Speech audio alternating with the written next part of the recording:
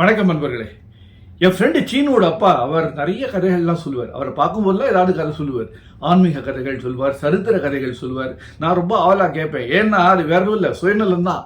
இந்த தெரிஞ்சதை சொல்கிறேன் எபிசோடில் பதிவு பண்ண ஏதாவது கதை கிடைக்குமான்னு கேட்கறதுக்கு தான். அவர் சொன்ன கதைகள் நிறைய எனக்கு யூஸ் ஆயிருக்கு. அது நிறைய நான் ரிலேட்டும் பண்ணியிருக்கேன். ஒரு 2 நாள் முன்னாடி அவர் வீட்டுக்கு போயிருந்தேன். அப்போது அவர் சொன்னார், எல்லாமே விதிப்படி தான்ப்பா நடக்கும், அந்த விதியை கடவுளாலேயே மாற்ற முடியாது அப்படின்னாரு. எதுக்காக திடீர்னு சொன்னார்னு புரியல. இருந்தாலும் அவர் சொன்னதுல ஏதாவது பாயிண்ட் இருக்குன்னு தெரியும். அதனால தான் அப்படியா அப்படின்னு கேட்டேன். ஆமா விதியை யாராலையும் மாற்ற முடியாது, ஏன் கடவுளாலேயே மாற்ற முடியாது தெரியுமா, அதுக்கு ஒரு கதை இருக்கு அப்படின்னாரு. கதைன்னு சொன்னோன்னே எனக்கு ரொம்ப இன்ட்ரெஸ்ட் வந்துட்டு, சொல்லுங்க சார் அப்படின்னு. அப்போ அவர் சொன்னார், இந்திராணி தெரியல, இந்திரனோட வைஃபு, அவ ஒரு கிளி வளர்த்துட்டு இருந்தா. அந்த கிளியை தன் குழந்தை மாதிரி பார்த்துட்டு இருந்தா. அந்த கிளிக்கு திடீர்னு உடம்பு சரியில்லாமல் போயிடுது. அப்போது அந்த வைத்தியரை கூப்பிட்டு பார்க்க சொல்கிறாங்க. வைத்தியர் பார்த்துட்டு சொல்கிறார், அந்த கிளியை டெஸ்ட் பண்ணிட்டு சொல்கிறார், இந்த கிளிக்கு ஏதோ ஒரு சீரியஸ் வியாதி, அது உயிர் பிழைக்கிறதுக்கு சான்ஸே இல்லை அப்படின்ட்டார்.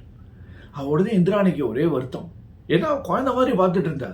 உடனே இந்திரனை கூப்பிட்டு, பாருங்க என்ன பண்ணுவீங்களோ எது பண்ணுவீங்களோ தெரியாது, இந்த கிளி உயிர் பிடித்து வரணும், இது சாகக்கூடாது அப்படின்னு சொன்னோடனே இந்திரன் சொல்றாரு, கவலைப்படாத, பிரம்மா தான் இருக்காரு, அவர் தானே எல்லாருடைய தலையைத்தையும் எழுதுறாரு, அவர்கிட்ட போய் நான் முறையிடுறேன், அவர் இதை சரி பண்ணிடுவார் சொல்லிட்டு நேரம் இந்திரன் பிரம்மா கிட்ட போறாரு. பிரம்மா இந்த கதையை கேட்டுட்டு சொல்றாரு, இது பாரு, பிறப்புக்கு காரணகர்த்தா நான் தான், இல்லைன்னு சொல்லலை. ஆனா இந்த ரட்சிக்கிற வேலை இருக்கு பாரு, ஜனங்களை உயிர்களை ரட்சிக்கிற வேலை இருக்கு பாரு, அது மகாவிஷ்ணுவோட வேலை. ஸோ நம்ம ஒன்று பண்ணுவோம், நானும் உங்க கூட வரேன், உங்க கூட மகாவிஷ்ணு கிட்ட போவோம், அவர்கிட்ட போய் முறையிடுவோம், அவர் தான் இதுக்கு சரியான ஆளுன்னு. இந்திரனும் பிரம்மாவும் நேரம் மகாவிஷ்ணு கிட்ட போறாங்க. மகாவிஷ்ணு கிட்ட போயிட்டு இது போல கிளியை காப்பாற்றலாம் அப்படிங்கிற அந்த விஷயத்த சொல்றாங்க. மகாவிஷ்ணு அதை கேட்டு சொல்றாரு, ரைட்டு, நான் ஒத்துக்கிறேன், நான் தான் ஜனங்களெல்லாம் ரட்சிக்கிறேன், காப்பாத்துறேன், எல்லா உயிர்களையும் காப்பாத்துறேன், நான் இல்லைன்னு சொல்லலை. ஆனா இந்த கிளி நீங்க சொல்றீங்களே, அந்த கிளி சாகும் தருவாயில இருக்கு. சாகும் தருவாயில இருக்கிற அந்த கிளியை காப்பாற்றுற சக்தி ஒரே ஒரு ஆளுக்கு தான் இருக்கு, அது சிவன். வாங்க நானும் உங்க கூட வரேன், அந்த சிவன் கிட்ட போய் சொல்லலாம், சிவன் தான் அவரை காப்பாற்ற முடியும் அந்த கிளியை அப்படின்னு. ஒன்று யாரு, இந்திரன், பிரம்மா, விஷ்ணு 3 பேரும் சிவன் கிட்ட போறாங்க.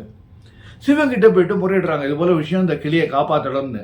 அப்போ சிவன் சொல்றாரு, அழிக்கிற வேலை என்னோட தான், இல்லைன்னு நான் சொல்ல, ஆனா உயிர்களை எடுக்கிற வேலையை நான் யமன் கிட்ட அலோகேட் பண்ணிட்டேன். ஸோ இது அவர் பொறுப்பு.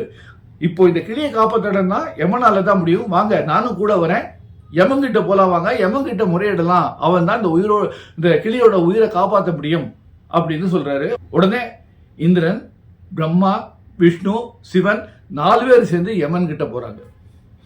யமன் கிட்ட போய் சொல்றாங்க, யமன் சொல்றாரு, எல்லாரும் சேர்ந்து வந்திருக்கீங்க, இது எனக்கு பெரிய பாக்கியம், நீங்க இது போல ஒரு விஷயத்த சொல்றீங்க, அதை நான் கேட்காம இருப்பேன்னா கண்டிப்பா நான் கேட்கிறேன். ஆனா பாருங்க, அது அந்த ரூம் இருக்குல்ல, அந்த ரூம்ல நாங்க நிறைய கார்டு எழுதி தொங்க விட்டுருப்போம்.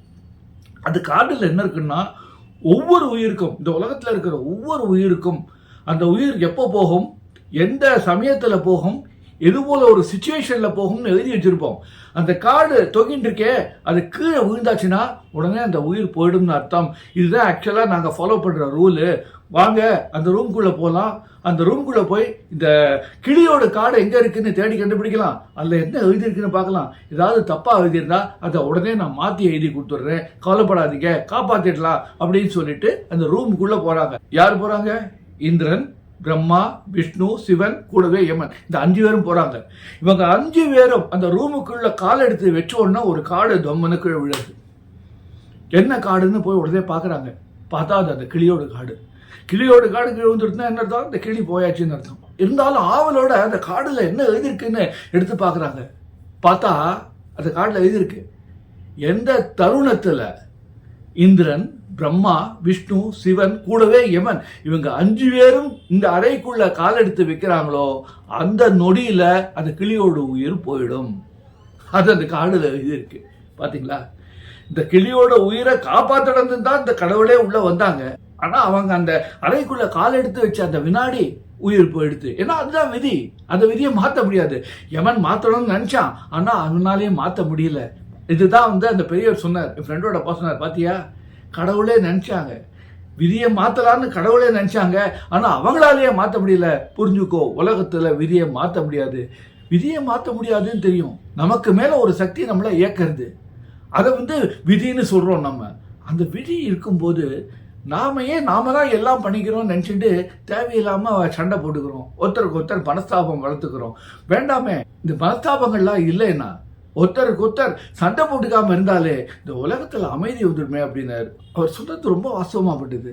ஆமா, நம்ம கையில எதுவுமே இல்லைங்கிற போது எதுக்கு தேவையில்லாத மனஸ்தாபம், எல்லாம் நடக்கிறபடி நடக்கட்டும் அப்படின்னு விட்டுருலாம்ல. நான் ஏற்கனவே சொன்னதுதான், நல்லதை நினைப்போம், நல்லதே நடக்கும், அவ்வளவுதான். இந்த நல்லதேன்னு சொன்னோன்னு ஞாபகம் வருது, இது 99வது எபிசோடு. தெரிஞ்சதை சொல்றேன், 99வது எபிசோடு. அடுத்தது 100வது எபிசோடு. இந்த 100வது எபிசோட்ல நீங்க இந்த நிகழ்ச்சியை பத்தி என்ன நினைக்கிறீங்க? இந்த 100 எபிசோட் பண்ணியிருக்கோமே, இந்த முதல்ல ஒரு 25 எபிசோட் சப்பா மேட்டர்னு பண்ணேன், அதுலேருந்து பேரை மாற்றிட்டு 26வது எபிசோட்லேருந்து தெரிஞ்சதை சொல்கிறேன்னு பண்ணிட்டு இருக்கேன். இந்த 100 எபிசோடை பற்றி, 100 இல்லை 99 எபிசோடை பற்றி நீங்கள் என்ன நினைக்கிறீங்க? உங்கள் கருத்து என்ன அப்படிங்கிறத நீங்கள் வீடியோவாக, 1 நிமிஷம் வீடியோவாக நீங்கள் பதிவு பண்ணி எனக்கு அனுப்பிச்சிங்கன்னா வாட்ஸ்அப்லேயே அனுப்புங்க. என்னுடைய நம்பர் வந்து 9444005848, 9444005848.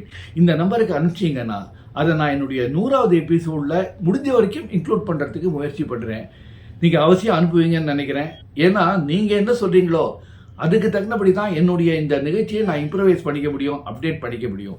மறுபடியும் உங்களை 100வது எபிசோடில் சந்திக்கிறேன். அது வரைக்கும் உங்ககிட்ட இருந்து விடைபெறுவது உங்கள் SL நானு. வணக்கம்.